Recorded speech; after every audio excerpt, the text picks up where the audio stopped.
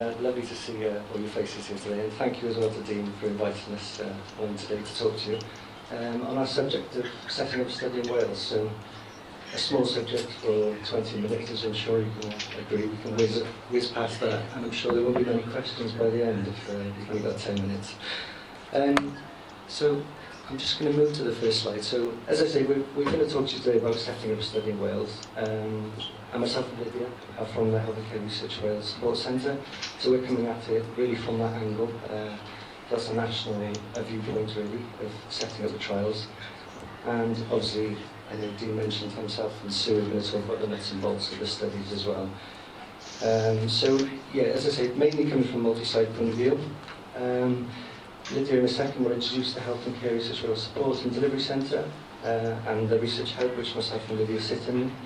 We're going to provide an overview of the services, how you access them, how they can be beneficial to any of the studies in this area, and some of which I'm sure you'll be aware of and others you may not, so we're going to give some insight there. And then just show some examples of the studies that are currently using the One Wales services, the benefits that's giving, and just give them examples of models in different settings as well. So obviously, we're here with a view on cancer, but some of those other settings might well be applicable to you. So I'll hand over to you, Lydia. Yeah, you're going to do the slides. Quite an audience in the mic, isn't it? Right, so this slide is just a bit of context really to show you where we sit, Health and Care Research Wales, and particularly the Research Delivery Hub, where Chris and I are from. So we're working very closely with NHS organisations and specialty leads, and this is a bit of a dated slide, but I think it's fair to say that the Research Delivery Hub services are kind of split into two sort of areas, which is what we refer to as business support. We're helping with things like business intelligence, contract review, looking at costing, so those very practical things that can delay a study, and we're really trying to focus on where we can do things once for Wales, if possible. And looking at things like SLAs as well, if sites want to work together on a study. And then the other side of things is more the delivery of studies. So we've got two, very well-known heads of research delivery. We're working very closely with the delivery teams in the health boards. We come together once every 2 weeks to meet and talk about issues pertinent to Wales. So it's a really networked approach to trying to improve things as a whole for Wales. So some of the sort of areas we look at are research delivery engagement and developing the services, and as I've alluded to, the funding and finance and contractual side of things. And I suppose the area Chris and I are coming from really is more the study support side of things. So, we've got a team of dedicated research managers, etc., looking to really try and bolster studies that are setting up and help, consider those for the different models of working that we're going to refer to today. So the next slide is really just a snapshot really of the services we provide, and I won't talk to every single bullet point, but really what we're trying to do in a nutshell is look at what studies are available. So obviously some of you may be designing your own studies, but there's also commercial research as well. So what studies are out there? That's really part of it. How do we know what's there? And then we try to give an early picture by using key opinion leaders and our specialty leads. So we've got around 30 dedicated specialty leads who are disease area specific. So by consulting with those experts and others, are these studies right for Wales? Do we have the patients? Is the pathway right? So really failing early. So those studies we know really aren't right for Wales because of various reasons, whether they're pathway or whether the patients aren't seen at a certain health board. We're trying to eliminate those early by speaking to the right people, and if you're going to fail, let's do it early, let's not waste time. We engage with all areas, so we're trying to build a social care portfolio as well. Not easy, but we're trying to consider that area of research, primary care and secondary care. We've got dedicated research managers, as I say, and each of those sort of research managers try to specialise in an area. They have to diversify, obviously, but we've got a social care research manager, a primary care research manager, and then a secondary care research manager. So they can try and be experts in their own field. And I say try because I think it's safe to say every day is a day at school, isn't it, Chris? You never stop learning. Some of the other pinch points which we provide support for are contracts. So obviously everyone knows that contracts can be a very complicated and drawn out process. So we've got a research contracts manager and a couple of other members of the team to try and unpick some of those issues. And also we've got our funding and finance team who look at costings. They're called specialists and they support with the ETC budget management, so excess treatment cost budget management.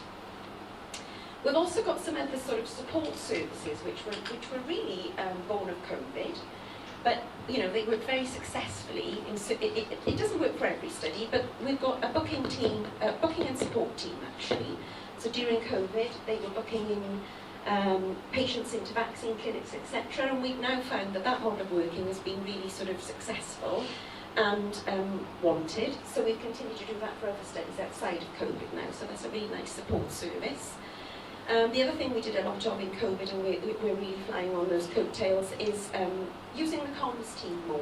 So, you know, through the various avenues, social media, etc., you know, timing it right and doing a comms release to sort of try and, you know, not only in the research networks to try and bolster that study, but also try and get it under the noses of patients to make them aware of the studies. And the last thing I wanted to tell you about is we've also got the sort of a framework of sort of national meetings now, which really underpin everything we do. So we've got RDOG, which is the Research Delivery Operational Group, and that's where the research delivery managers and research nurses all come into a room together. So from all across Wales, come into a room together with members of the Health and Care Research Wales team every 2 weeks and just talk about issues really, and talk about success stories, talk about studies which are running across Wales, provide updates, share news, share problems and how we've overcome them, and we found that to be a really successful forum, and I think those in the room have as well. And then the other side of it is what we've got called RMOG, which is Research Management Oversight Group, and that's where the R&D teams from across Wales all come into the room and talk about pertinent issues. You know, some of the things that have come up would be things like letters of access, or some of those real sticking points, which is helpful to have everyone from Wales in one room. So those are our services in a nutshell. There's probably a lot more, but if any of that sort of, if you're interested to know more about any of that, please grab Chris and I and we'll chat over a coffee. Thanks, Lydia. So I'm just going to touch on now how to use the services, a big long list that Lydia's gone through. It probably doesn't need its own slide, it's quite simple. Get in touch is probably the easiest thing to say. We'll put our contact details at the end, but I think the main thing I'd say on it is the earlier the better. It's never too late, but there are, examples I can think of where people have come to us at the funding application stage, and we've helped conduct feasibility, really in depth, and identified sites that they wouldn't have thought of, and some of those sites I can think of have gone on to be the highest recruiter in those studies. So. So the earlier the better, and if I use maybe comms as an example, which isn't always thought of, we've got studies to where our comms team are a fantastic group and they've put out social media posts and news stories that have really been beneficial to studies.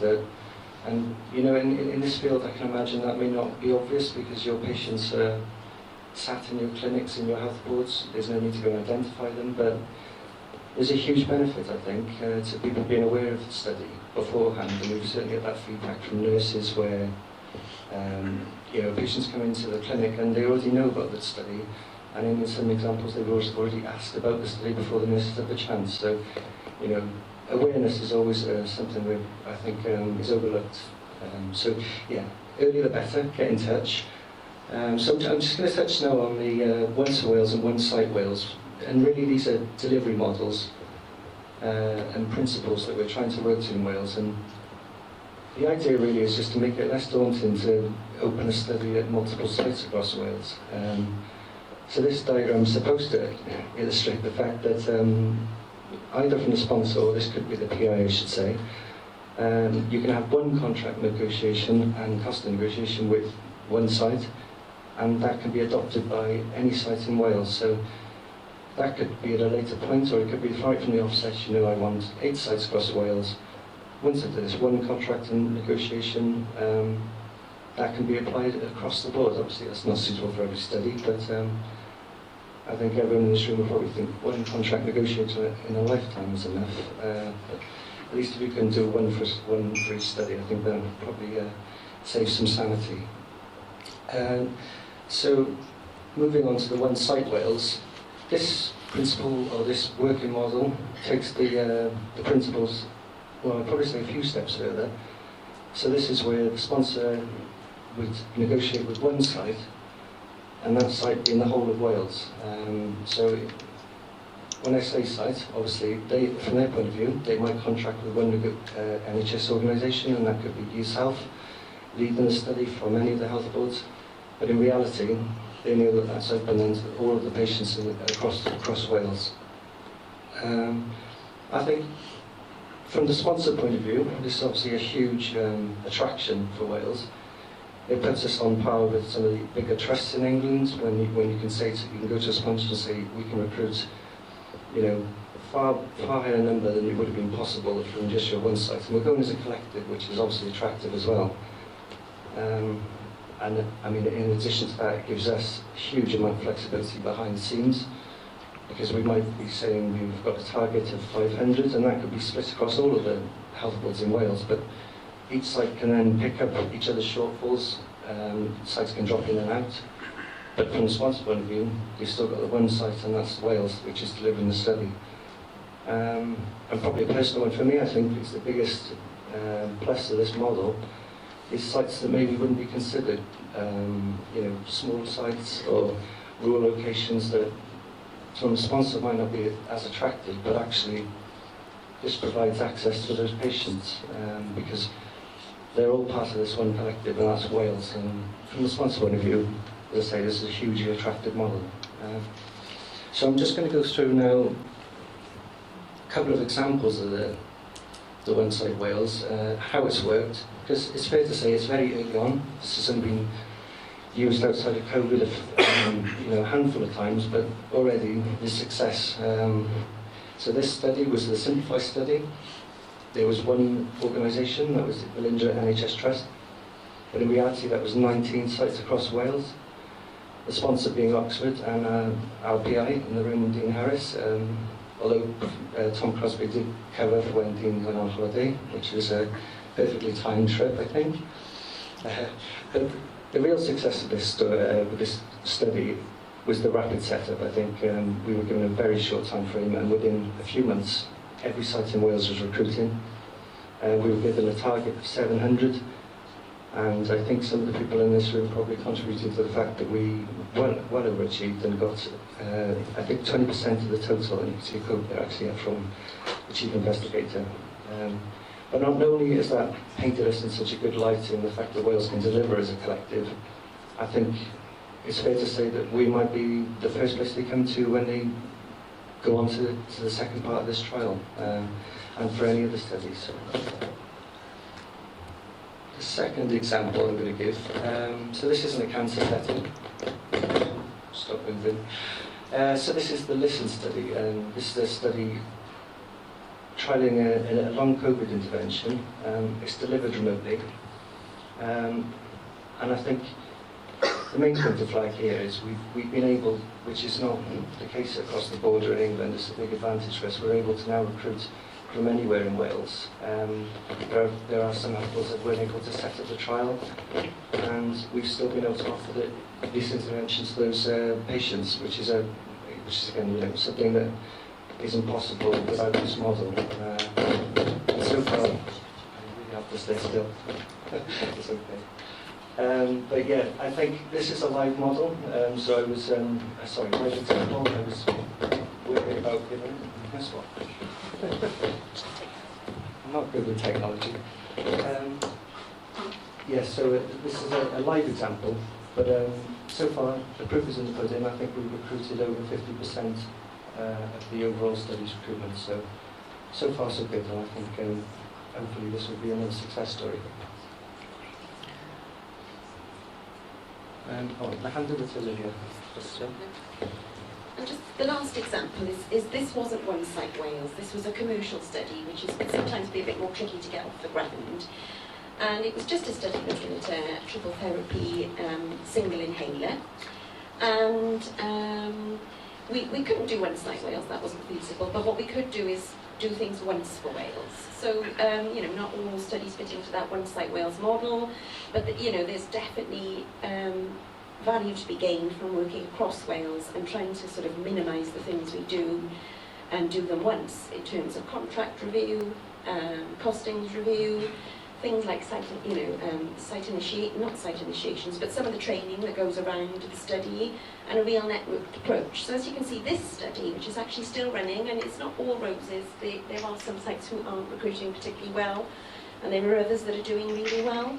And what we've tried to do is a networked approach for this study, and we've successfully done that actually, whether the practices or the secondary care sites that are doing well are supporting the practices that aren't doing so well in terms of learning and tips and advice, and also maybe I think in one case, in a couple of cases actually, the recruitment has been bolstered by other sites, and it's it's not just about that, it's about the engagement with the sponsor as well. So it's about the reputation for Wales. So even though some of the sites haven't, recruited particularly well, and I think one dropped off, because we continue to engage with the sponsor, and we continue to sort of sell the positives in terms of the sites who are doing well, I think overall it's been seen as a very positive thing. So by combining the power of Wales and the expertise in Wales, we've made this story, this quite a success story, even though there have been sort of stones on the path. Yeah. Okay, so the last slide is, we just wanted to talk about things to consider and things that we've come up against, while we've been working in these models of working, and while we've, things that we've learned from other sites in Wales, really, things that we've learned by coming in a room together and working in this networked way. And I appreciate there's probably a lot of very experienced people in this room, and they will be you've got your own lessons, and I'm sure we could all listen to you for hours as well. But some of the things that we've experienced, are, there's lots of studies out there, there's lots of studies being designed, and there's lots of studies on offer from commercial companies. And I think it's just about keeping an open mind and exploring all of them. So, if you're, for example, receiving commercial opportunities from our research coordinators at Health and Care Research Wales, and you think maybe it's possible, then just, pop an expression of interest in it. It only takes 5 minutes, and then, at least you'll be informed about that study. I think there are times then when you have to call a spade, and if something is really an uphill struggle and it doesn't look like, it's going to come to fruition, as I've said, I'm a great fan in failing early, and don't waste time failing for 6 months, because, you might just have to call it a day sometimes. But some of the things we've come up against are studies not being designed with Wales in mind, and for that reason the pathway isn't right, or if it's a real-world observational study, the drug isn't on the formulary.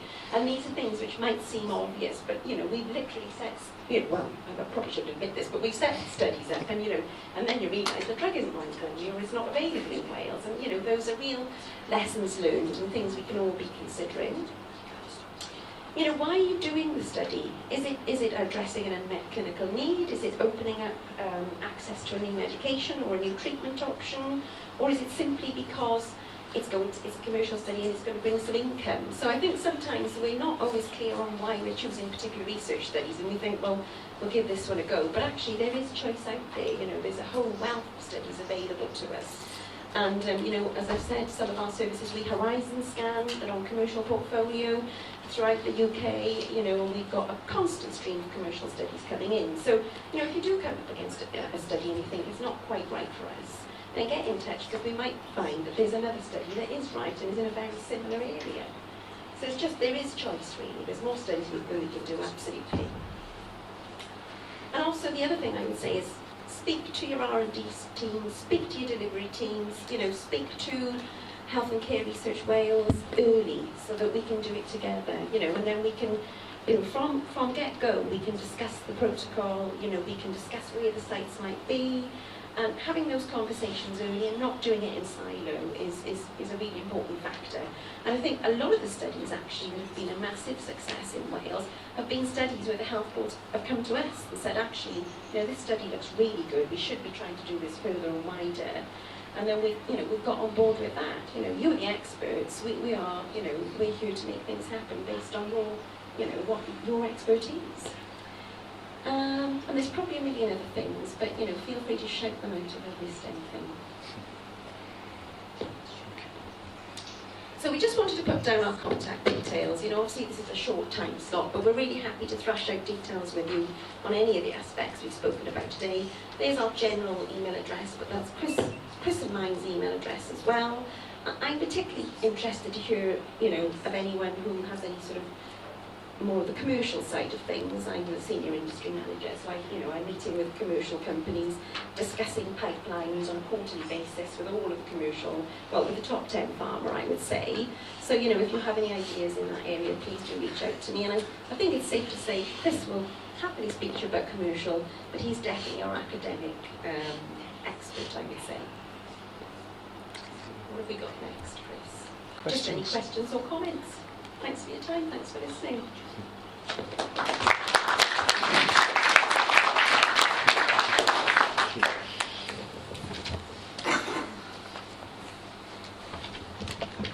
Thanks so much both. I think that was really interesting. I think just shows that, you know, what we can do as a nation in Wales when we think differently about how to sort of deliver these studies and do them rapidly. I mean, I think the One Wales model for the COVID studies worked incredibly well, and as you said about the Simplify study, the speed that was set up through this centralised model got a lot of praise from the Oxford Trials unit that were running that particular study, and you know, a lot of interest from outside of Wales about other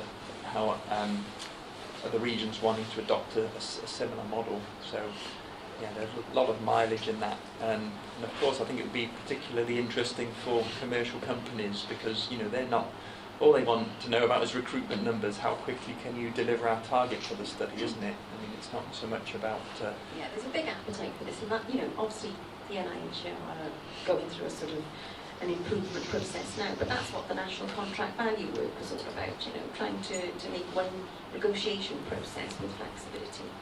So absolutely, it's all about speed. Dave? I really, thank you. I really enjoyed the one side of Wales.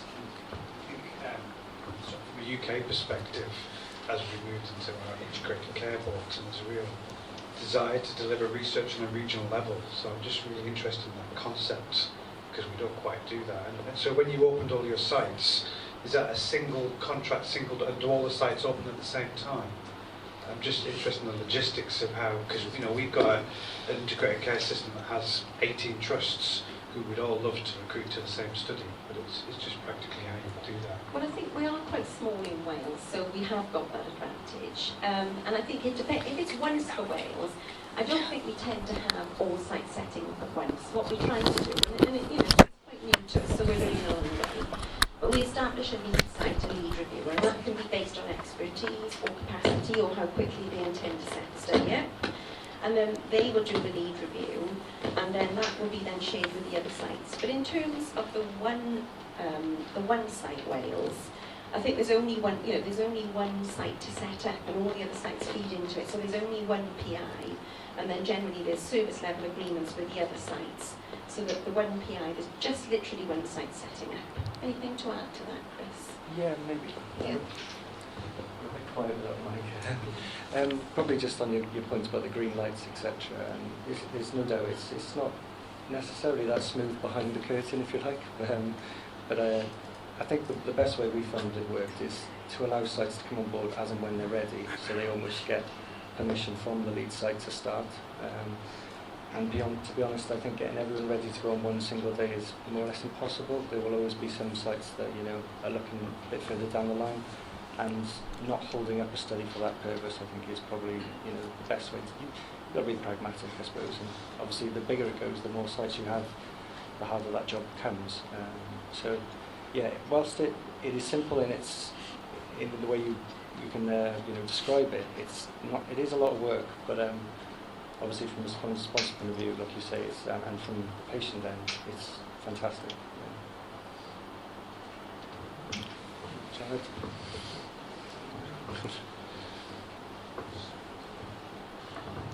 Thank you.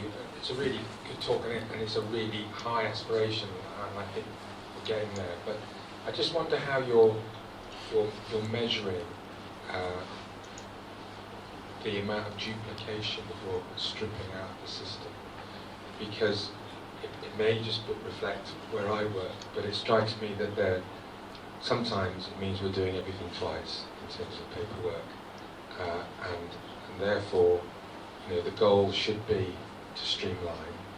The Simplify was amazing, but it was an amazing piece of work. But certainly in Cardiff, it feels like everything has to go back through the R&D department again when it goes to you guys and then comes back again. So is it an aspiration, and are you measuring how much bureaucracy you're stripping out and time you're saving? It's a very, very good question. And it's hard to find, I guess, a tangible, I guess the short answer is we can see some of the duplication that we're stripping out. So yes, we are measuring it, but there are definitely instances where, because it's a new model, it has caused a bit more confusion, I'd say. But just going back to your, sorry, Jared, what was the second point you made? Just. If one of the outcomes I would assume would be avoiding that duplication and stripping out bureaucracy. And one of the things, of course, we found, and you mentioned COVID, was that actually things went through R&D very, very quickly. And if you're the guys at the centre, holding the ring on in many ways on research in Wales, and our aspiration has to be to make it a smoother process. And the One Wales bit is really good when it's just in Wales, but if we open a study, actually we've got to negotiate with opening sites in England, and then there's another process and another process and another process, and so it's really, really important to those of us that are doing these things that we make this process as short and take as much paperwork out that's unnecessary, and not duplicated by having other organisations in the chain. Yeah, I completely see what you're saying. And I guess maybe a short answer to that is for there to be less people in the chain. Really, organisations can take this model and use it as they want. And I think, if you give the example of Cardiff, there's no need for us to almost be involved in one sense, in the fact that Cardiff should be able to run a study like this in that way. And that goes for every organisation in Wales. It's showing the possibility, I think, of how we can work together. But yeah, I think work needs to be done, and I think Lydia might want to add to this, but just in the sense of the guidelines and how exactly that's done, and making sure that that duplication does end, because I think there's a tendency to still go back to old ways, if you like, and say, oh, we still need to do X, Y, Z, when really we should trust each other across Wales. Just on the UK piece. Just on the UK piece, really, and just to remind Chris, he's probably forgotten because he's got a million things to do today. We're also doing a dashboard, actually, to try and look at some of these studies which are one site or one's for Wales, and so we can have then some business intelligence behind that to try and bolster what we're trying to do, because it's all about being able to demonstrate it on paper, isn't it? And from a UK perspective, I think we are linking in with our sort of with all 4 nations. We're speaking regularly with the HRA.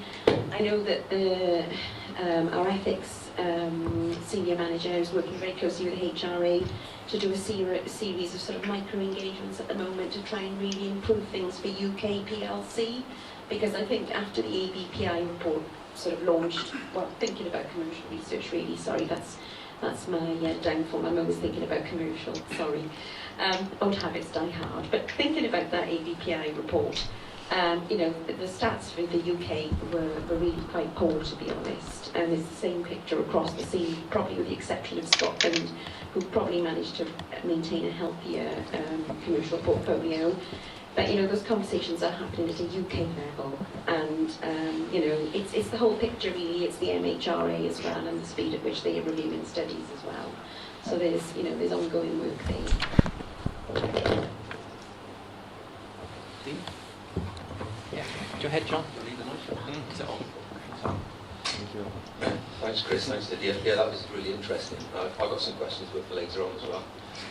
But I just wanted a bit of a shout out, really, that it is important. Partnership work is critical. Collaborative work is critical. So we've got the sponsors, Health and Care Research Wales, and we've also got the NHS R&D teams as well.